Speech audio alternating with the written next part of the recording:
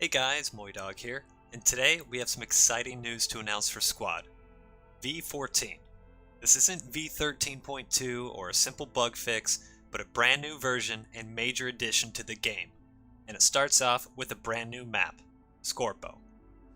Scorpio pits the US against the Russians in a key strategic battle along the Norwegian coast, and it is beautiful. The map has everything, with rolling, forested hills, wide open farm fields, small clusters of houses around the base of the mountain, and even a dense urban area. I found myself just staring out at the buildings, looking at the bright blue Norwegian street signs and the bright white hay bales scattered across the fields. As you can see, there are very noticeable terrain features with a realistic color palette, and although I've never been to this small farming and industrial town in the mountains of Norway, I felt like I was there. It's a map that immediately puts you in the locale and not in some nameless place in generic war-torn country.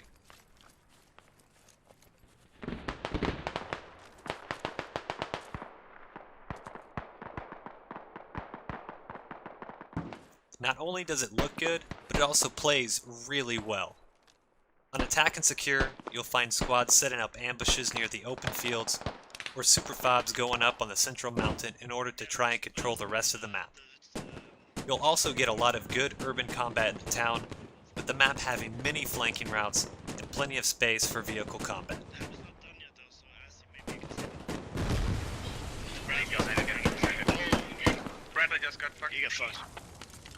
Scorpio also brings with it a brand new game mode, Territory Control.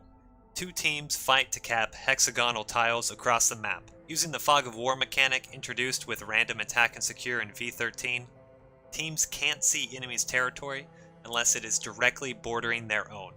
I had the chance to play the Scorpio V2 layer, which puts the hexes in an almost horseshoe zone around the coast of the map. At the top of the map, you have a total territory percentage, with small capture bars located on the territory you're currently capping. Once capped, the percentage marker at the top of the map ticks over, and the corresponding tiles are now available to cap, as denoted on the map. In the following clips, I'm going to hold it on the map for just a second, so you can see our front lines collapse. Unfortunately, the team I was playing with was not too familiar with the game mode, and we got rolled pretty hard. But it did give a great opportunity to see just how you can encircle and cut off an enemy team without contesting every hex. While we got stuck in the open here, the enemy flanked around an orchard and focused on our left flank. As we took casualties and tried to shift, they eventually broke through. Since we lost 2 hexes on that side, our team shifted, trying to hold our ground on a quickly failing defense. One at my point.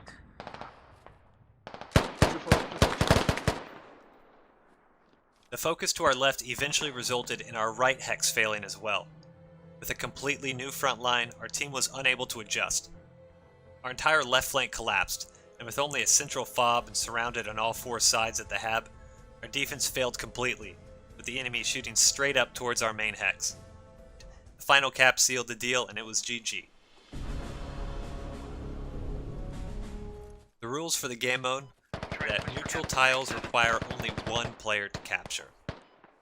Tiles owned by the opposing team require at minimum 3 players to capture. Enemy tiles that do not border a tile owned by the team can be neutralized, but not captured. To say it another way, you can only capture tiles that are bordering territory that your team currently owns.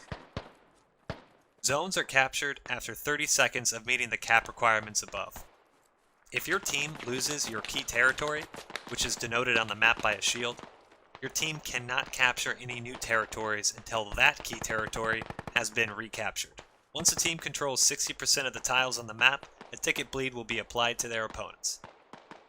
If a team controls 90% of the tiles across the map, they win the round, and if the time runs out, the team with the most tickets remaining wins.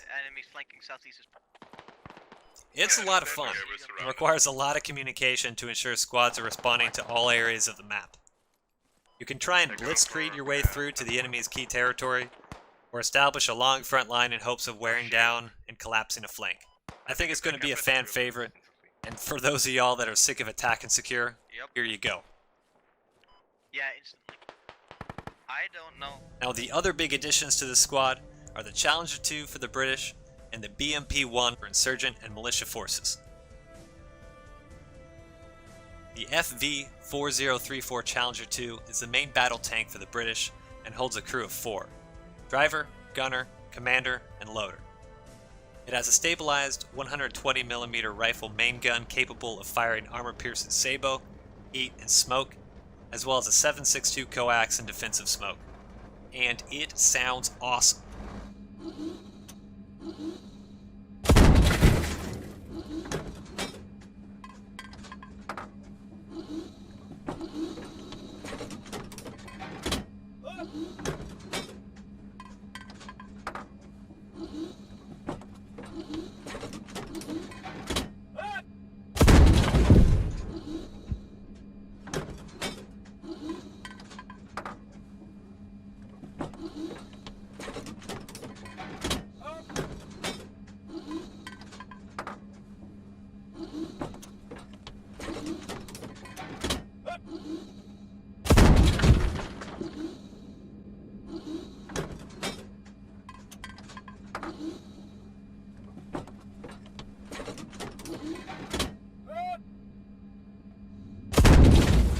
With V13's addition of mobility kills, it even looks good getting tracked as well.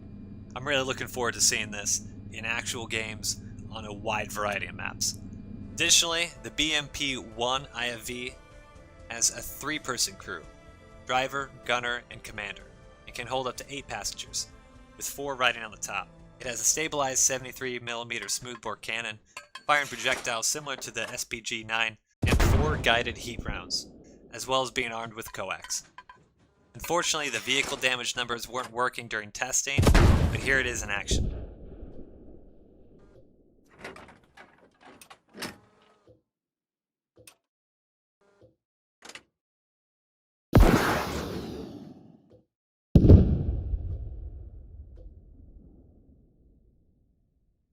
The Challenger 2 will be in specific layers of Al-Basra, Belaya, Fool's Road, Gordak, Kamdesh, Kohat, Narva, Tilil Outskirts, and Yeho, while the BMP-1 will be in specific layers of Al-Basra, Belaya, Fool's Road, Gordak, Kamdesh, Mestia, Kohat, Narva, Tilil Outskirts, and Yeho. Last but not least, if you were paying attention to detail earlier in the video, you might have noticed the M3 MAAWS Carl Gustav, the new heavy AT weapon for the Americans. It replaces the AT-4 and can fire a variety of different ammunition. The tandem loader has an M4 without a sight, with 1 tandem and 1 heat round. Tandem can range from 50 to 500 meters.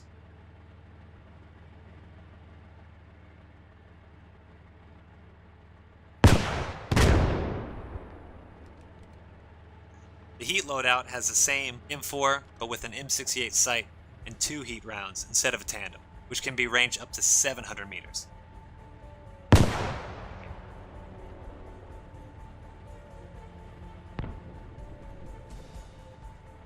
Both kits also have smoke rounds.